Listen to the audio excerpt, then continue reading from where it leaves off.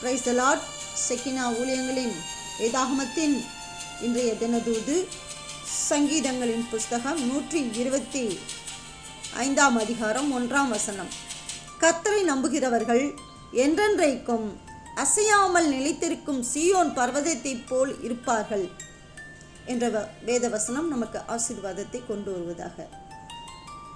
சீயோன் பர்வதம் என்று சொல்லும்போது அது தாவீதின் நகரம், தேவனுடைய வாசஸ்தலம் என்று சொல்லப்பட்டிருக்கிறது.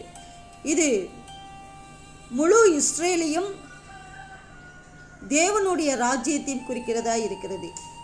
சீயோன் பர்வதம் நிலைத்திருப்பது போல நீங்களும் நிலைத்திருந்து கர்த்தரில் கனி கொடுக்க தேவன் நமக்கு அனுக்கிரகம் செய்வாராக. நாங்கள் ஷெக்கினா ஜபக்குழுவினராக இணைந்து ஜெபிக்கிறோம். கர்த்தர் பெரிய காரியங்களை, அற்புதங்களை உங்களுடைய வாழ்க்கையில், வேலை ஸ்தலத்தில், ஊழியத்தில் செய்வாராக.